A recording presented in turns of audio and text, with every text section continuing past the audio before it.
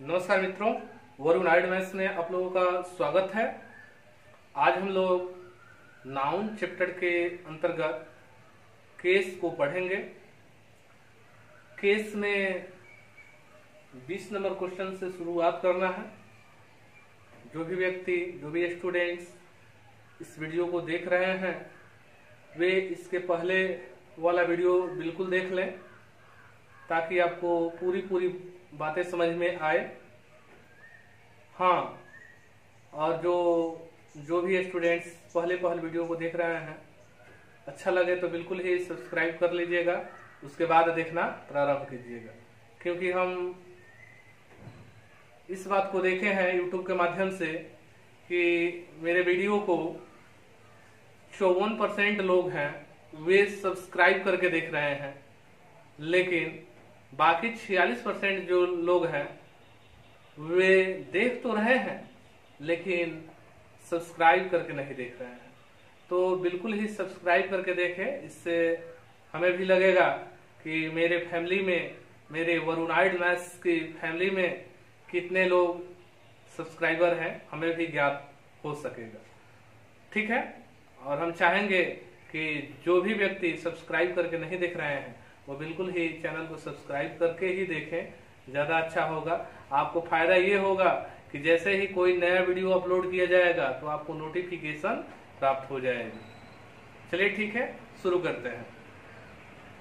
लिखा है कि very few soldiers dare to turn a dear ear to their commanders in chief orders.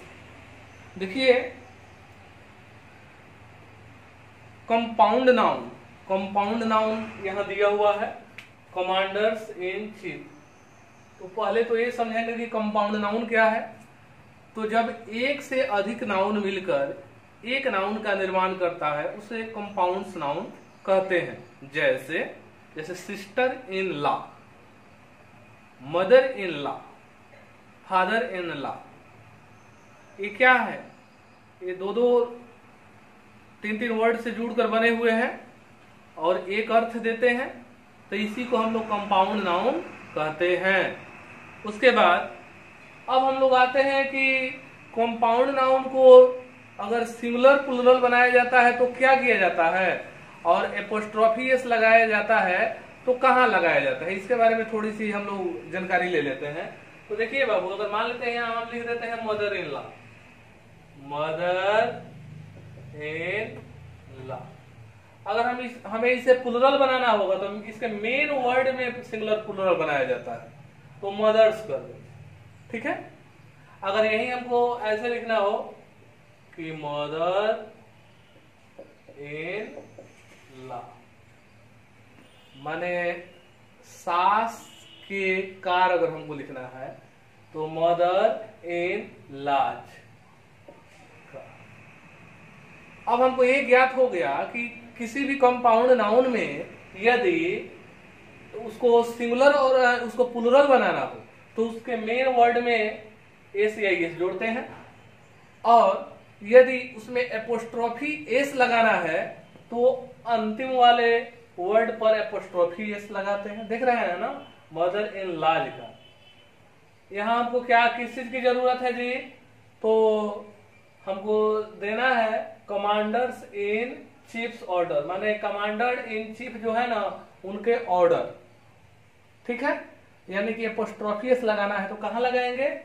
तो हमारा लगेगा कमांडर इन चीफ्स ऑर्डर। यहां एपोस्ट्रोफी एस नहीं लगता है। ठीक है, तो बिल्कुल ही बातें को समझ गए होंगे, दोनों को यहां एक्सप्लेन किया गया है।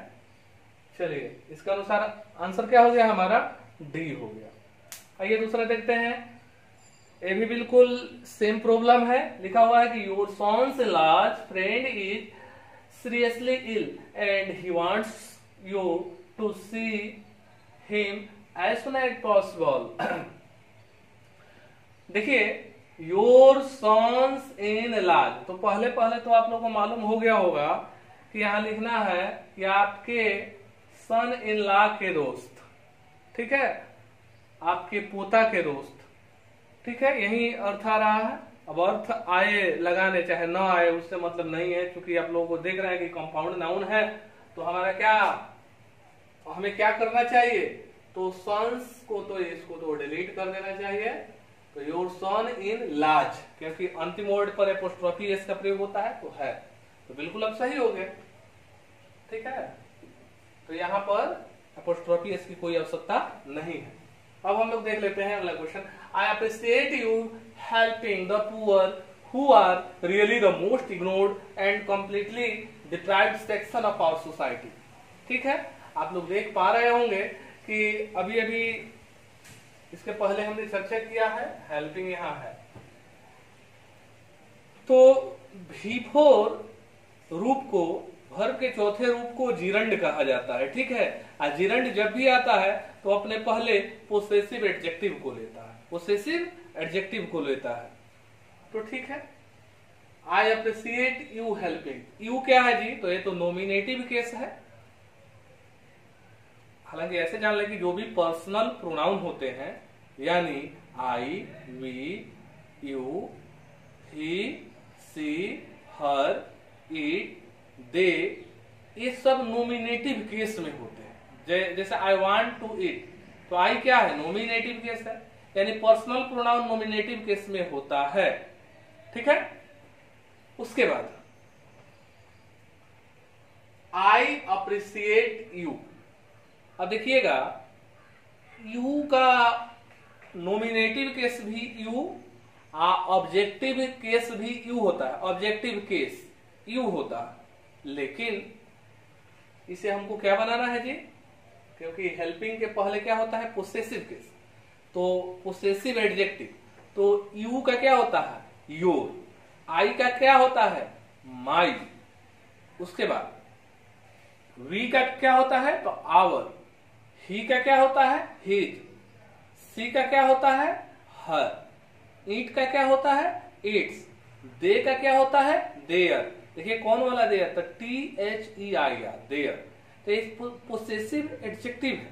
ठीक है, तो हमें क्या चाहिए, पोसेसिव एडजेक्टिव, तो यू का क्या होगा, पोसेसिव एडजेक्टिव, योर। तो यहाँ सही करने के लिए हम लोग क्या करेंगे, I appreciate your helping the poor who are really the most ignored and completely deprived section of our society. तो हमारा एरर कहाँ माना जाएगा, तो ए में माना जाएगा। ठीक है, अगला क्वेश्चन देखते हैं। I have read many plays of Shaw's who is called the Shakespeare of our age. देखिए आप लोगों को पहले ही एक बात बता चुके हैं, का के अंग्रेजी के लिए ऑफ का भी प्रयोग होता है, एपोस्ट्रोफी एस का भी प्रयोग होता है। तो बिल्कुल ही आपको मजाकिया लहजे में बताया था कि एक भूत जो होता है एक टाइम में एक ही व्यक्ति को पकड़ता है ना। ऐसा नहीं है कि एक भूत है, यहाँ दो लोग बैठे हैं, एक टाइम में दोनों को पकड़ लिया, तो ऐसा तो होगा नहीं। एक आदमी को छोड़ेगा तो फिर दूसरे पर जाएगा, उसको छोड़ेगा तो फिर तीसरे पर जाएगा, समझ गए ना। तो उसी तरीके से यहाँ देखिए, का के अंग्रेजी हमें चाहिए तो ऑफ तो दे ही देगा, तो फिर एपोस्ट्रोफी इसकी क्या जरूरत, कोई जरूरत नहीं है यहाँ, समझ गए ना। इसलिए एरर यहाँ बी में है। ऑलरेडी ऐसा एरर इसके पहले भी 2-3 क्वेश्चन में आ चुका है, इसलिए यहाँ विशेष मैं बल नहीं दे रहा हूँ, आप लोग समझ रहे होंगे। 24 नंबर देख लीजिए कि I don't want to bring her to my house because her rashness is quite intolerable. देखिए मैं उसे अपने घर नहीं लाना चाहता, क्योंकि उसका जो रैशनेस है ना, जो गुस्सा है ना, बिल्कुल असहनीय है, इसलिए नहीं लाना चाहते। तो यहाँ कहीं गलती दिख नहीं रही है, ठीक है, इसलिए ये नो एरर है। ठीक है, अगला क्वेश्चन देखते हैं कि he is chiefly concerned with his own problems but you say that his is not. ध्यान रखें कि ये तो बेहद सिंपल प्रॉब्लम है, पकड़ में आ जाएगा कि किसी भी नॉमिनेटिव केस के बाद वर्ब का प्रयोग होता है, नॉमिनेटिव केस का के बाद वर्ब का प्रयोग होता है, तो हिज इज नॉट नहीं होगा, ही इज नॉट होगा, है ना। तो एरर कहाँ है, यही पर। चलिए अगला क्वेश्चन देखते हैं कि a friend of my wife came to me yesterday and asked me for some money. A friend of, ये देखिए इसका फॉर्मेट पहले समझेंगे। A plus noun plus preposition plus, जब भी इस फॉर्मेट में कोई भी नाउन रहे तो अंतिम नाउन पर एपोस्ट्रोफी एस का प्रयोग जरूर होता है। एपोस्ट्रोफी एस का प्रयोग जरूर होता है। अब थोड़ा इसको विस्तारीकरण के रूप में समझे। अगर लिखा हुआ है a plus noun plus preposition plus noun, अगर लिख दें ए बुक ऑफ, ये नाउन है, ये प्रीपोजिशन है, ये नाउन है, ये उसी फॉर्मेट में हो गया। तो ए बुक ऑफ राम, इसका मतलब क्या है? राम की एक पुस्तक। ठीक है, अगर यही कर देंगे ए बुक ऑफ राम्स, तो इसका मतलब हो जाता है कि राम की अनेक पुस्तकों में से कोई एक, राम की अनेक पुस्तकों में से कोई एक, अर्थ में परिवर्तन हो जा रहा है। ठीक है, तो आइए हम लोग देखते हैं। लिखा हुआ है फ्रेंड ऑफ माय वाइफ, तो मेरे पत्नी की सहेली के बारे में बात की जा रही है। तो कौन सी सहेली? तो कोई पता होता नहीं है, यानी बहुत सहेलियों में से कोई एक होगी, यही ना मतलब जा रहा है। हाँ, तो देखिए a friend of my wife came to me yesterday and asked me some money, यानी कि मेरे पत्नी की सहेली कल आई थी और कुछ पैसे मांगे, इसका मतलब यही हुआ। तो ध्यान रखें कि मेरी पत्नी की किसी भी अनेक सहेलियों में से कोई एक आई होगी, यही ना मतलब हुआ। तो इसलिए हमारा क्या होगा? वाइफ के जगह पर क्या हो जाएगा? वाइफ्स हो जाएगा। ठीक है, एपोस्ट्रोफी एस लग जाएगा, इसलिए हमारा इधर बी में है। चलिए ठीक है, अगला क्वेश्चन देखते हैं। Unfortunately for me the root cause of my frustration lies in the government's dubious policy. Government के डूबियस पॉलिसी, तो के अंग्रेजी देना होगा ना, तो गवर्नमेंट के खराब नीति, डूबियस पॉलिसी, तो गवर्नमेंट्स एपोस्ट्रोफी दे देंगे तो सही हो जाएगा, गवर्नमेंट्स डूबियस पॉलिसी, इसलिए हमारा एरर सी में है। ठीक है, इसको मिटा देते हैं क्योंकि लग जाएगा तब तो सही हो जाएगा। इसको देखेंगे, he suggested to me that I should go to the nursery to bring some beautiful summer's flower।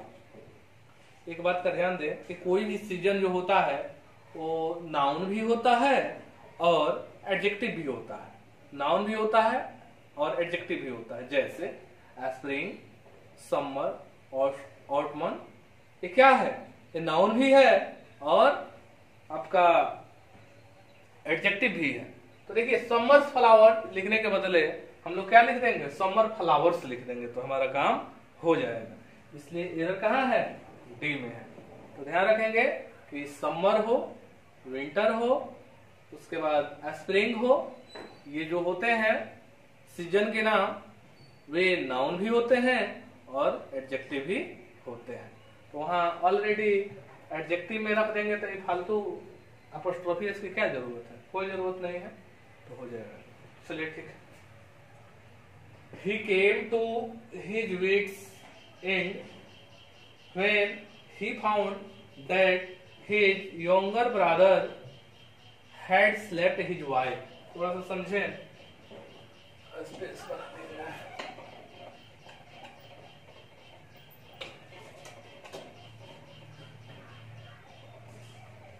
चलिए, एक वर्ड होता है एट वंस, वेट्स एंड। ठीक है, अलग अलग पुस्तकों में लिखा हुआ है, देखिए जैसे एट वंस,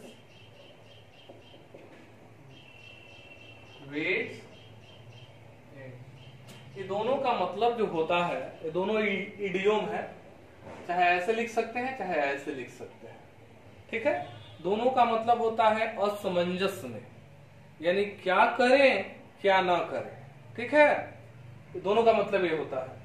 अब देखिए यहाँ इडियम्स में ही प्रॉब्लम करके यहाँ दिया हुआ है, लिखा हुआ है कि he came to his wits end, थोड़ा सा ध्यान देंगे यहाँ, हिज विट्स एंड यानी वंस, यानी यहाँ हिज हो गया, विट्स, तो विट्स दिया गया है तो कैसे लिखना चाहिए, या तो ऐसे लिखना चाहिए, नहीं तो हिज विट्स, ऐसे लिखा होना चाहिए तब सही होगा। यहाँ पर क्या लिखा हुआ है जी, तो विट्स एंड कर दिया है, इसमें अपोस्ट्रोफी एस है ही नहीं, इसीलिए ये गलत है, इसलिए एरर किसमें हो जाएगा, ए में हो जाएगा। उम्मीद करते हैं कि आप लोगों को बातें समझ में आई होगी। अगर आसानी से बातें समझ में आ रही है और आपको लग रहा है कि आपको समझ में आ रहा है, अच्छा लग रहा है, तो बिल्कुल ही विस्तारीकरण के रूप में, चैनल के विस्तारीकरण के रूप में आप लोग अपना सहयोग देंगे। इसी के साथ क्लास यहीं समाप्त होती है, फिर हम लोग नेक्स्ट वीडियो में मिलते हैं। नमस्कार।